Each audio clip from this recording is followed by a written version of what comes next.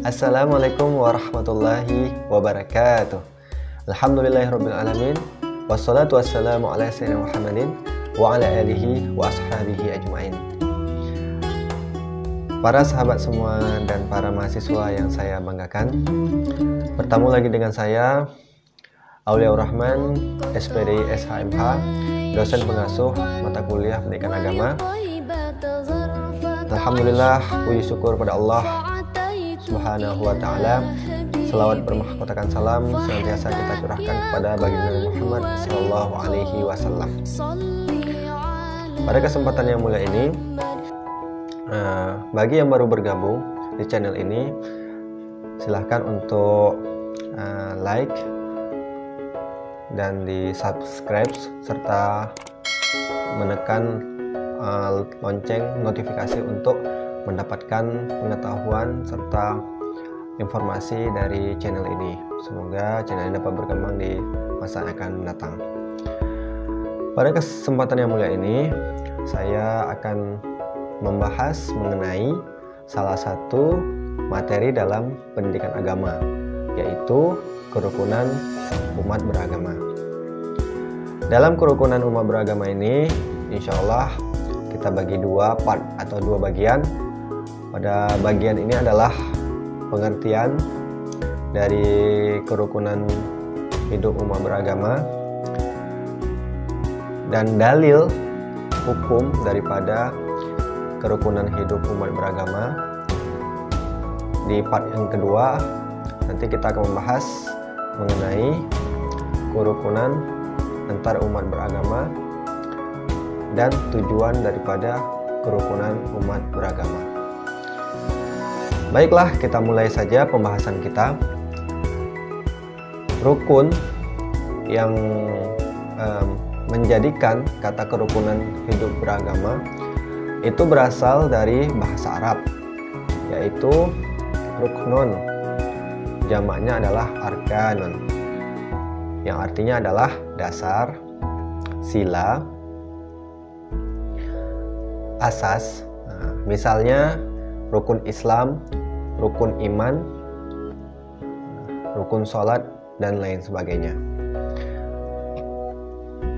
Dalam pengertian terminologi atau istilah, kerukunan hidup beragama itu kita sarikan dulu dari kerukunan, dari kata kerukunan. Menurut WJS Purwadarminta menyatakan kerukunan adalah sikap atau sifat menenggang berupa menghargai serta membolehkan suatu pendirian, pendapat, pandangan, kepercayaan maupun yang lainnya yang berbeda dengan pendirian. Ada juga yang berpendapat bahwasanya kerukunan diartikan adanya suasana persaudaraan dan kebersamaan antara semua orang meskipun mereka berbeda secara suku, ras, budaya, agama, dan golongan. Jadi secara terminologi dapat diartikan bahwasanya kerukunan ini adalah kehidupan bersama yang diwarnai oleh suasana yang harmonis dan damai. Hidup rukun berarti tidak mempunyai konflik, melainkan bersatu hati dan sepakat dalam berpikir dan bertindak demi mewujudkan kesejahteraan bersama. Jadi kerukunan hidup umat beragama ini bisa kita bedakan dan bisa kita maknai bahwasanya kerukunan umat beragama atau kerukunan hidup umat beragama itu ada yang bersifat intern dalam suatu agama, ada yang bersifat ekstern yaitu antar umat beragama, dan ada yang bersifat vertikal yaitu kerukunan hidup umat beragama dengan pemerintah. Jadi hal-hal ini yang menyebabkan bahwasanya kerukunan itu adalah sikap saling harmonis, saling menghargai, saling toleransi antara sesama, baik yang dalam satu agama maupun yang berbeda agama. Ada beberapa dalil yang bisa dijadikan landasan dalam kebebasan beragama dan hidup rukun dalam umat beragama. Dalil tersebut kita berikan, yaitu dalil dalam aturan perundang-undangan.